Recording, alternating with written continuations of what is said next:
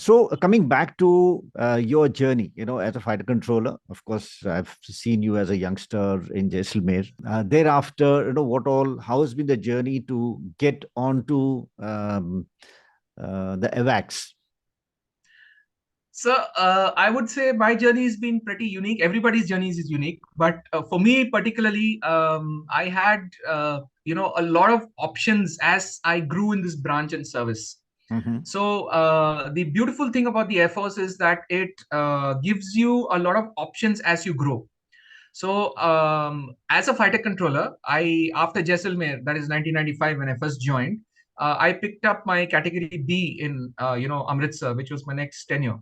And thereafter, as a category B controller, I also got selected for doing the Master Fighter Controllers course.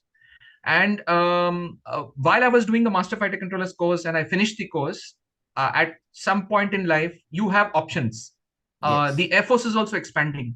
So they even sent me to do the pilot aptitude battery test because they wanted to see which fighter controllers are, good to join either as the number two in the cockpit in the Su-30 or as, the UAV. Okay. Finally, the option was laid out. I had cleared the pilot aptitude battery test, and I chose to remain a fighter controller because I wanted to grow further in this particular stream. Thereafter, the options opened to I got selected for the AWACS. Now, the AWACS, of course, we were close to about 35 to 37 years of age, but we were asked to undergo medicals for the flying branch equivalent.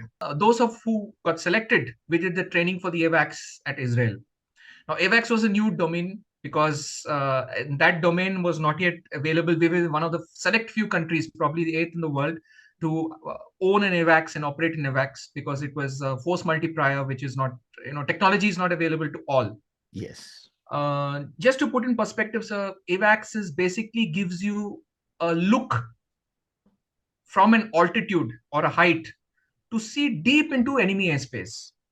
Because if you're standing on the ground, the earth is curved. That's how you see an horizon. And as you grow higher in height, you can see a larger horizon and far depth into the territory, wherever you want to look.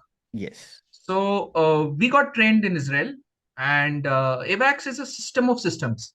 It not Mm-hmm. only has your radar or radio detection and ranging capability to detect your threat, it also has a number of other systems in the electronic domain, which include communication based detection, electronic based detection. I'm not Okay. going into the Okay. specifics Yes. given the classification of this program. Communication based and electronic based, where you can intercept these signals Yes. and give a single picture to your fighters, so that they know that this is enemy, this is friend, this is what the enemy is doing, this is what the friend is doing, how to position your friend in such a way that he has advantage over the enemy, etc. is all done in the AWACS, on board the AWACS, by the team of controllers on board the AWACS.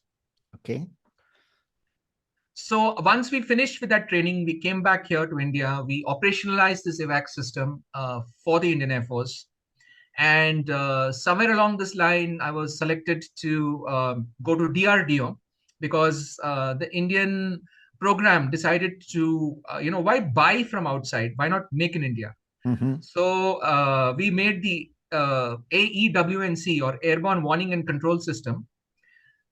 Theoretically, an AWACS and an AWC separates themselves as in capability. That is, some little functions may be there within the AWNC as compared to the AWACS.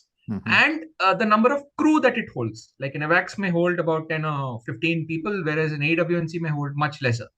Okay. But the Indian AWNC, I am proud to say, has capability almost equivalent to the AWACS, which we have, with respect to capability wise. Mm-hmm. But yes, the crew is limited, but a lot of the functions are automated to make do with the deficiency in crew.